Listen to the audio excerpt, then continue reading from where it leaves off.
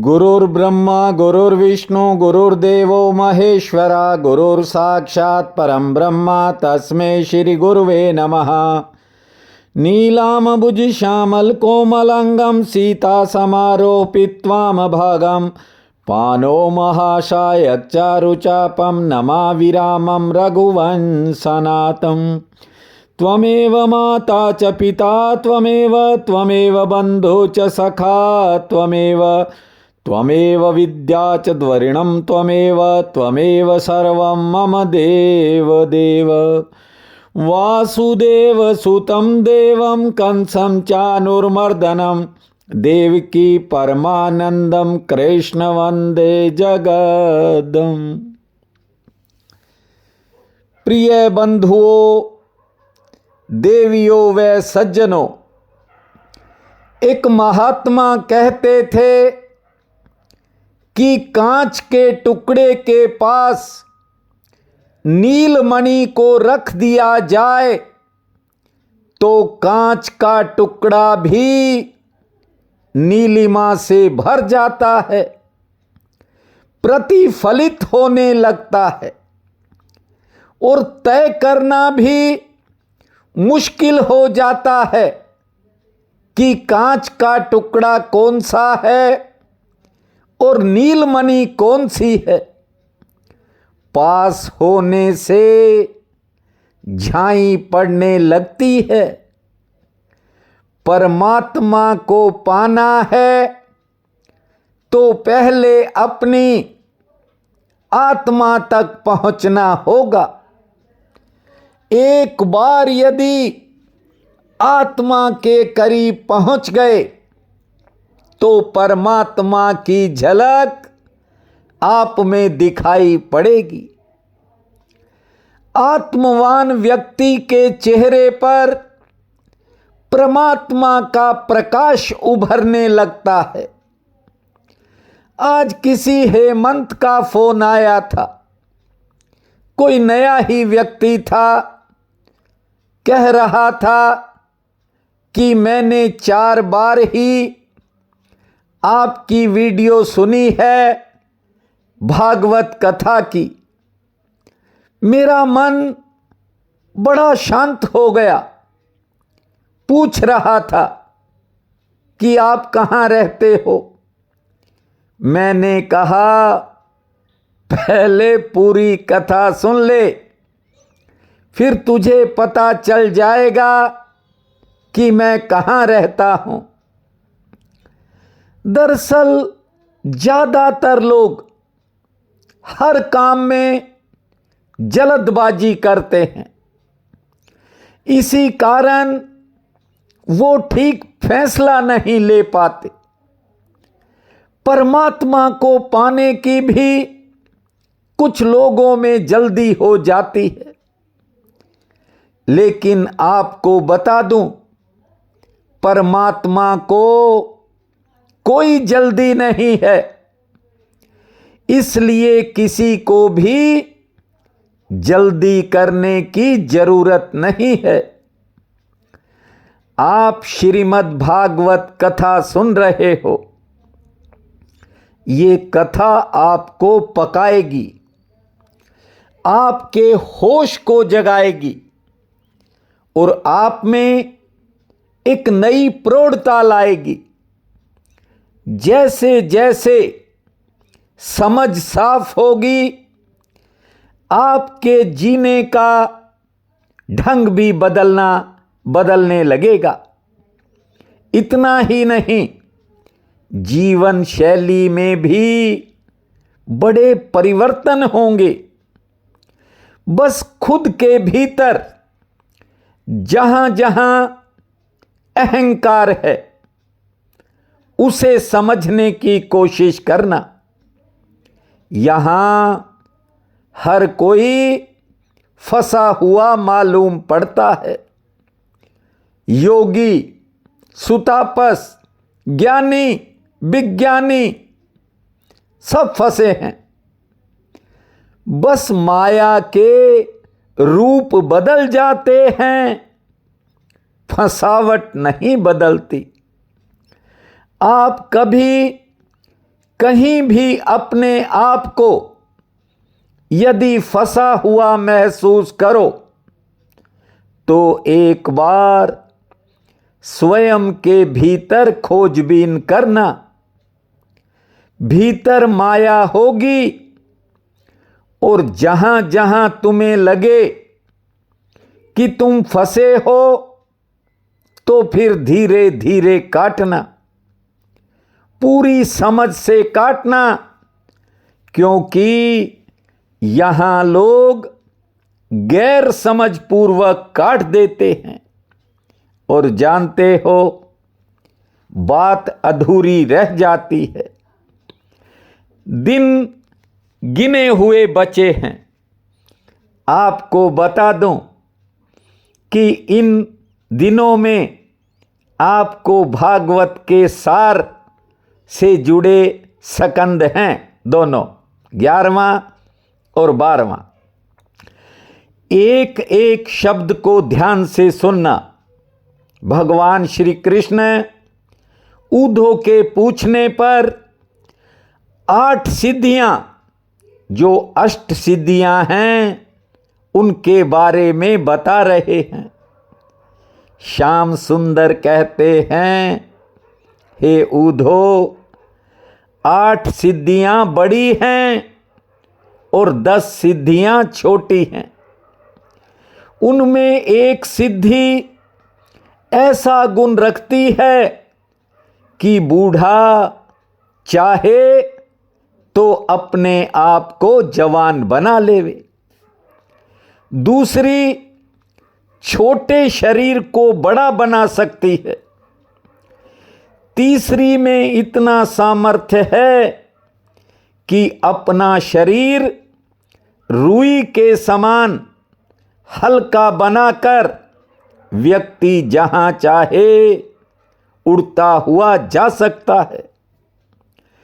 चौथी सिद्धि बड़ा भारी सामर्थ्य रखती है। 5वीं में ऐसा गुण है कि हजारों किलोमीटर दूर बैठे का हाल आप देख सकते हो। 6ठी सिद्धि से हजारों कोस की बात सुन सकते हो। 7वीं में ऐसा गुण है, जो वस्तु जहां से चाहे वहां से मंगा ले। और 8वीं सिद्धि से देवता वश में हो जाते हैं। ये 8 बड़ी सिद्धियां हैं।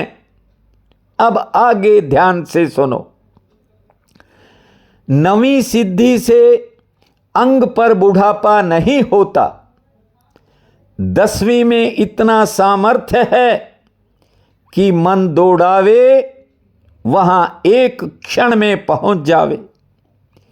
11वीं से दूसरे का स्वरूप व्यक्ति बना सकता है।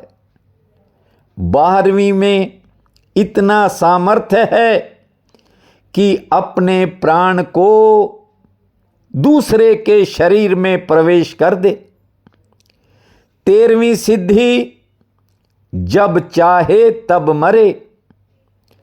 14वीं सिद्धि में इतनी शक्ति है कि मन चाहे वहां जाकर उसके संग विहार करे। 15वीं सिद्धि से जिस वस्तु की चाह मन में पैदा हो वो उसी समय प्राप्त हो जाए। 16वीं सिद्धि जिसको जो आज्ञा दे वह मानकर भूत, भविष्य और वर्तमान तीनों कालों का हाल जान लेवे। 17वीं सिद्धि से दूसरे के मन की बात जान ले। गर्मी सर्दी उसको कभी नहीं व्यापेगी। 18वीं से जलती हुई आग और बढ़ता हुआ पानी रोक दिया जाता है। इन 18 सिद्धियों के सिवा जन्म, औषध, तप, और मंत्र, ये 4 और सिद्धियां हैं। ये योग साधने से मिलती हैं। जन्म सिद्धि वाला जहां चाहे वहां जन्म लेता है। देखिए, आपने हो सकता है बहुत बार इस कथा को सुना होगा, लेकिन आपको बता दूं, कोशिश है कि कोई जरूरी श्लोक रह ना जाए, इसलिए आज आपको सिद्धियों के बारे में सुना रहा हूं। भगवान ऊद्धव से कहते हैं, सब सिद्धियां एक एक गुण रखती हैं और मैं सब सिद्धियों का फल देने वाला हूं। उन सिद्धियों को वश में करने का उपाय है, ध्यान से सुनो। अग्नि में गर्मी, जल में सर्दी, पृथ्वी पर कड़ाई, हवा को स्पर्श, आकाश में शब्द, ये 5 बातें मेरी कृपा से हैं।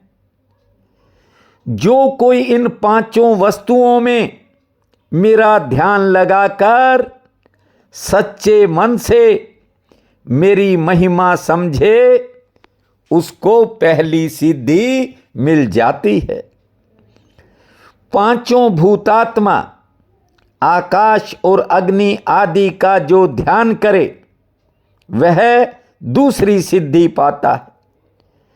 मेरा विराट रूप का ध्यान करने से तीसरी सिद्धि, चतुर्भुजी व छोटे रूप का ध्यान करने से चौथी सिद्धि, महत्व रूप का ध्यान करने से 5वीं, अहंकार रूप का ध्यान करने से 6ठी सिद्धि, विष्णु रूप का ध्यान करने से 7वीं और वासुदेव का ध्यान धरने से 8वीं सिद्धि प्राप्त होती है।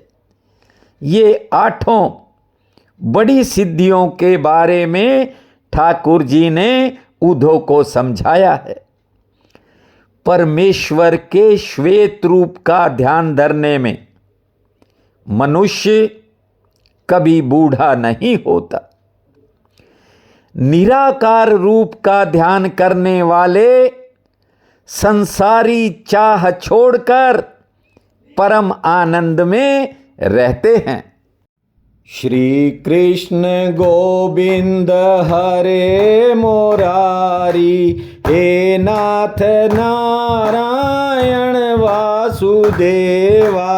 श्री कृष्ण गोविंद हरे मुरारी, हे नाथ नारायण वासुदेवा।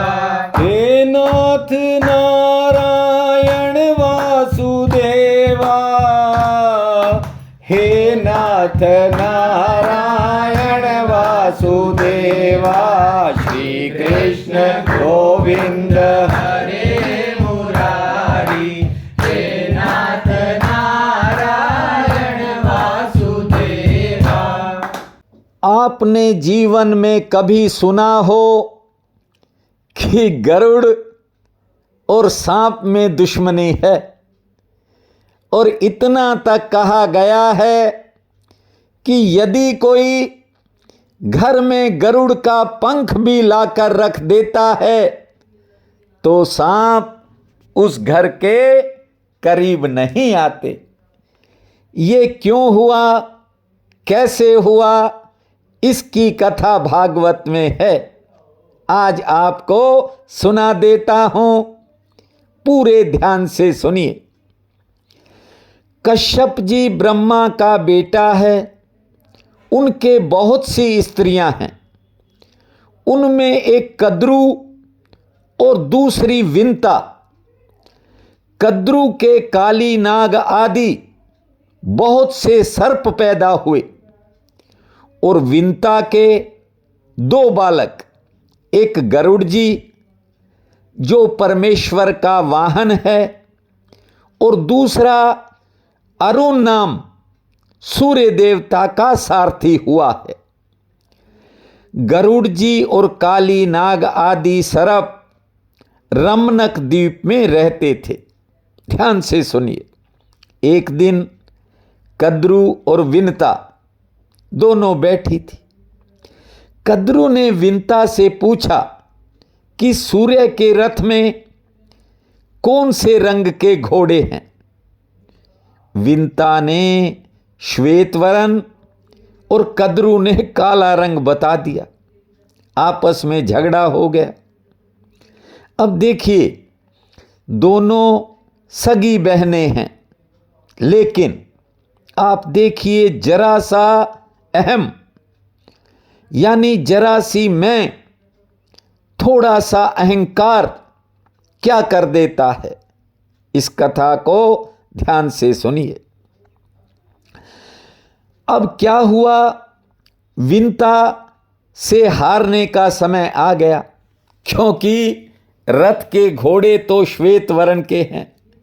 कद्रू ने अपने बेटे से कहा, मैं वचन हार चुकी हूं, अब कोई ऐसा उपाय करो, नहीं तो मैंने शर्त रखी थी कि बहन की दासी हो जाऊंगी। अब उसके बेटे हैं सांप। सांपों ने कहा, हम उन सफेद घोड़ों के अंगों से लिपट जाएंगे, फिर वे काले दिखाई पड़ेंगे, और जब देखने का समय आए तो तू जीत जाएगी।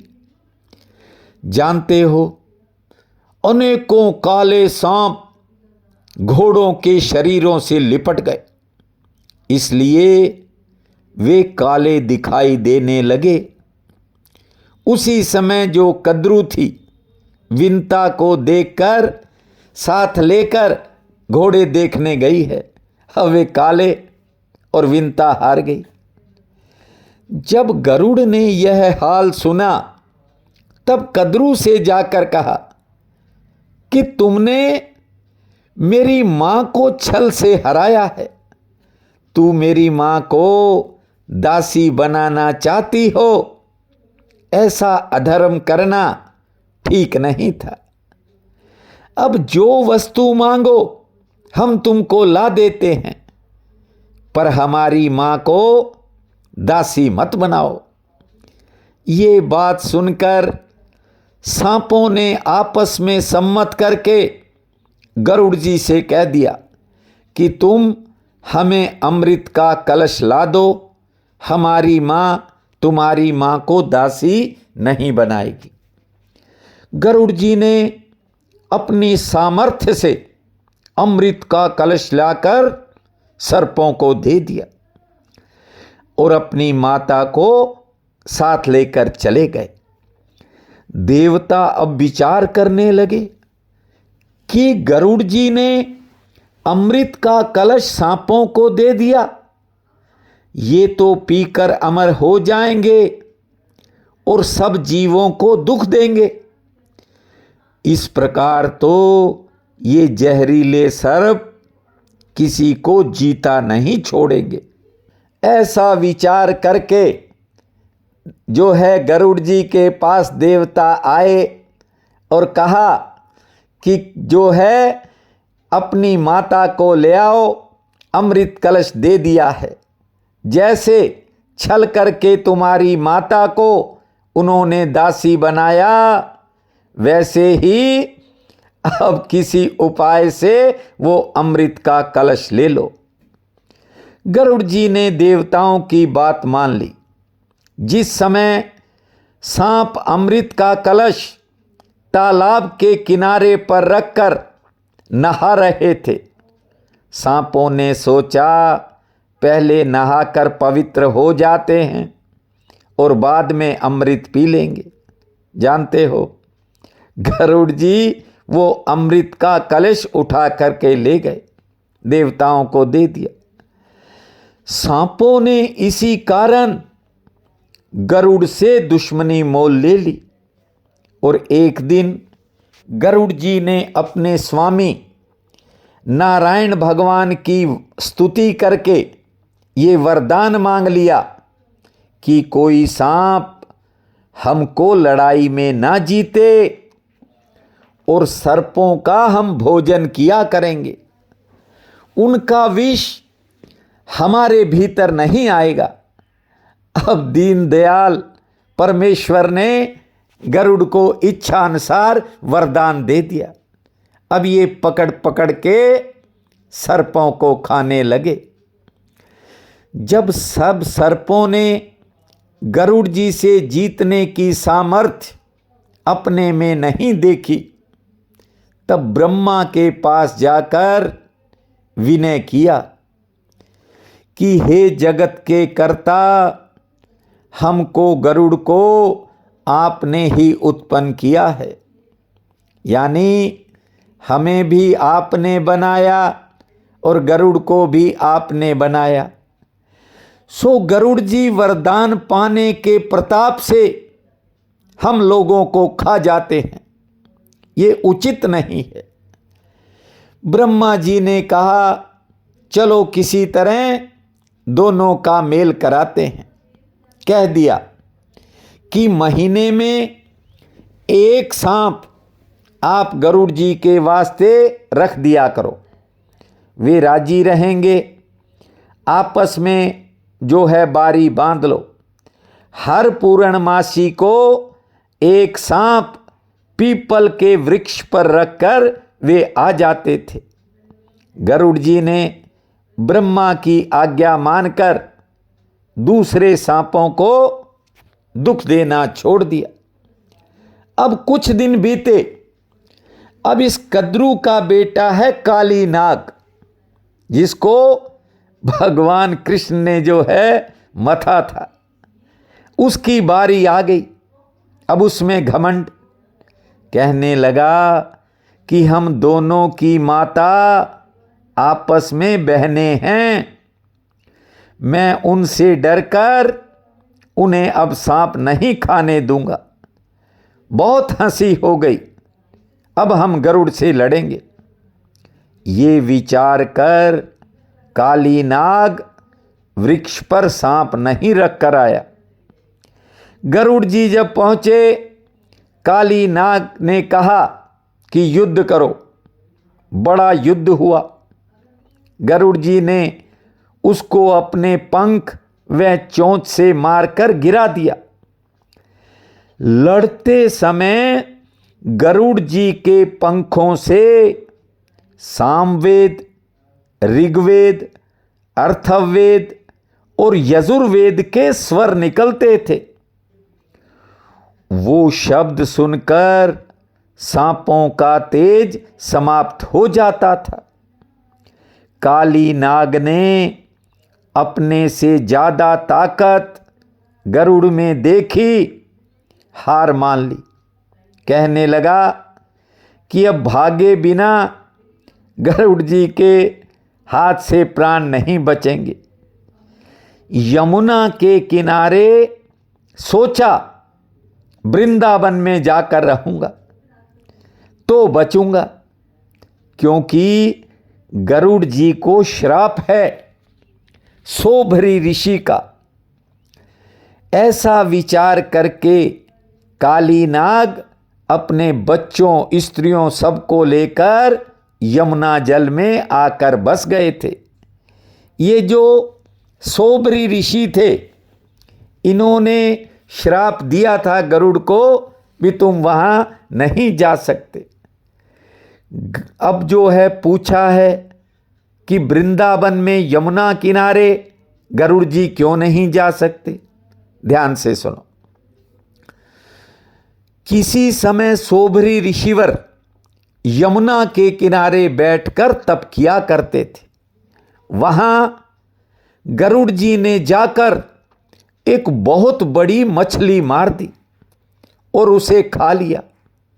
ये दृश्य उस सोभरी ऋषि ने देख लिया, क्रोधित हो गए। अरे, जहां हम परमेश्वर का भजन कर रहे हैं, वहां तुम ऐसा काम करो। तुमको विश्वास नहीं मेरा, तो अपने स्वामी से जाकर पूछ लो, मेरा नाम सोबरी ऋषि है। आज का तो अपराध क्षमा कर दिया, लेकिन फिर कभी यहां दिखाई पड़े उसी समय मृत्यु हो जाएगी। बस इसी श्राप के डर से गरुड़ जी वहां नहीं जा सकते। और ये जो कालिया नाग था, ये तब से वहां काली देह पर आकर के बस गया। और इसी काली नाग को ठाकुर ने मथा था, ये कथा आपको सुनाई थी। तो मेरे गोविंद की कृपा जहां बनती है, वहां सब काम अपने आप होने लगते हैं। गोविंद मेरो है, गोपाल मेरो है। गोविंद मेरो है, गोपाल मेरो है। अरे बाके बिहारी नंदलाल मेरो है। अरे बाके बिहारी नंदलाल मेरो है। गोविंद मेरो है, गोपाल मेरो है। गोविंद मेरो मेरो है, गोपाल मेरो है। अरे बाके बिहारी नंदलाल मेरो है, गोविंद मेरो है, गोपाल मेरो है। उद्धव भगवान श्री कृष्ण से कहते हैं, हे दीनानाथ, आपने कहा कि मन को रोकना चाहिए। ये तो हवा से भी तेज दौड़ता है, इसको रोकना बड़ा कठिन काम है। हे प्रभु, कोई ऐसा उपाय बतलाइए जिससे मन को रोका जाए और हरि चरणों में प्रीति पैदा हो। आपके सिवा इसका कोई भी यत्न दूसरा बता नहीं सकता। आपकी माया ने ही संसारी जीवों को भुला रखा है। आपकी दया के बिना कोई मनुष्य इस माया के जाल से नहीं छूटता। ब्रह्मा आदि देवता भी आपके भेद को नहीं जान सकते, तो फिर संसारी मनुष्य कैसे जानने की शक्ति रखे। हंस पड़े हैं श्याम सुंदर।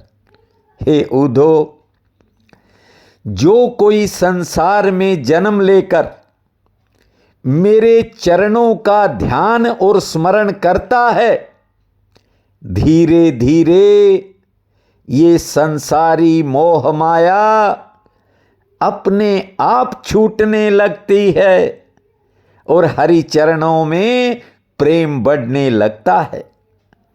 जहां तीर्थ पर मेरे भक्त और ज्ञानी लोग रहते हैं, उनकी संगति में रहकर मेरा भजन और स्मरण करना चाहिए। 84 लाख शरीरों पर मेरा ही प्रकाश है, इसलिए यदि भला ना कर सको तो बुरा भी मत करो। मन में अभिमान मत रखो कि मैं बड़ा हूं, धनवान हूं, बड़ी जाति का हूं। यहां लोग पता नहीं किस प्रकार के अहम से जीते हैं। जब तक मनुष्य परमेश्वर का प्रकाश ब्राह्मण और चंडाल में एक जैसा नहीं समझेगा, हे उद्धव, तब तक वह अज्ञानी है। हे उद्धव, गुप्त ज्ञान हमने आज तक किसी से नहीं कहा था, सो तुझे सुनाया है। इसको याद रखने से तेरी मुक्ति हो जाएगी। तुम भी हरि भक्तों और साधु महात्माओं को ये ज्ञान सुनाना।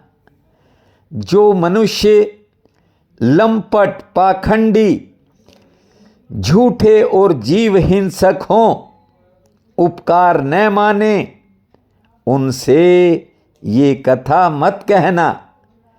जिस तरह अमृत पीने वाले को दूसरी किसी दवाई खाने की जरूरत नहीं पड़ती, उसी प्रकार ये ज्ञान समझने वालों को भवसागर से पार उतरने के लिए कोई दूसरा उपाय नहीं करना पड़ता। जो कोई यह ज्ञान और हरि कथा सच्चे मन से सुनकर दूसरे को सुनाएगा, वो भी भवसागर से पार उतर जाएगा। ये कलयुग है। इसमें जीव के उद्धार के लिए भगवान कहते हैं, भागवत रूपी अपनी मूर्ति मैं संसार में छोड़कर गोलोक को चला जाऊंगा। इस कथा के पढ़ने से, सुनने से, सुनाने से संसारी मनुष्य संसार के इस भवसागर से पार उतर जाएंगे।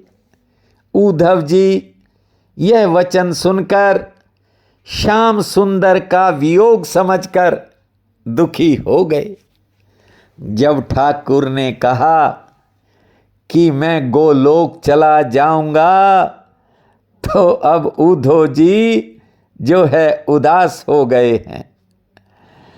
पर उनकी आज्ञा टालना उचित न जानकर उद्धव ने उनकी खड़ाओं का जोड़ा सिर पर रख लिया, दंडवत प्रणाम किया।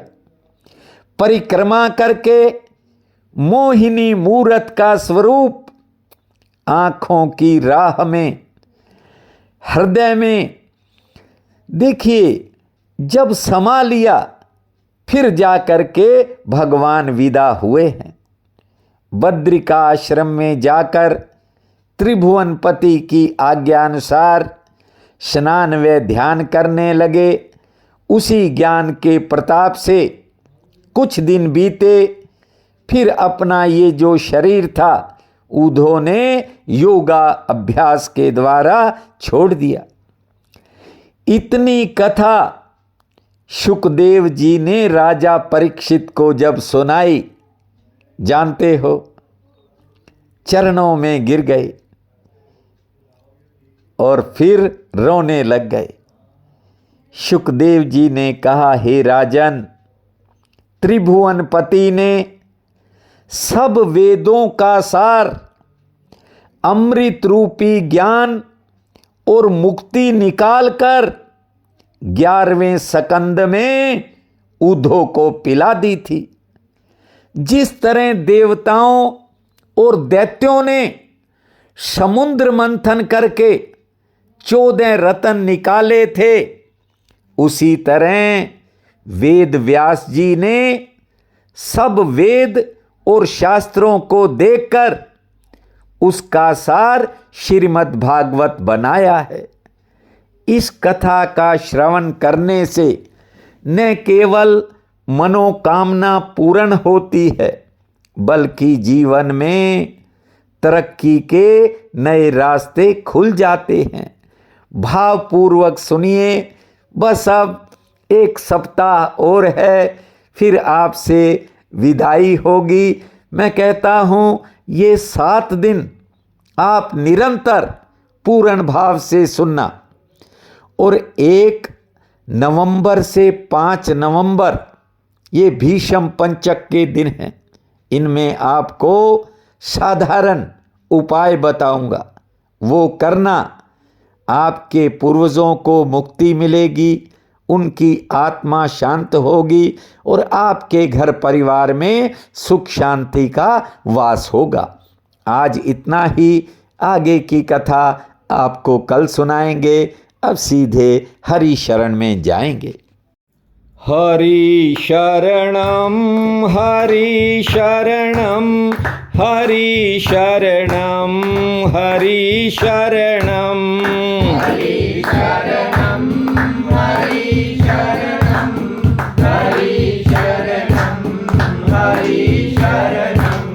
हरि शरणं हरि शरणं हरि शरणम हरि शरणम हरि शरणम हरि शरणम हरि शरणं हरि शरणं हरि शरणं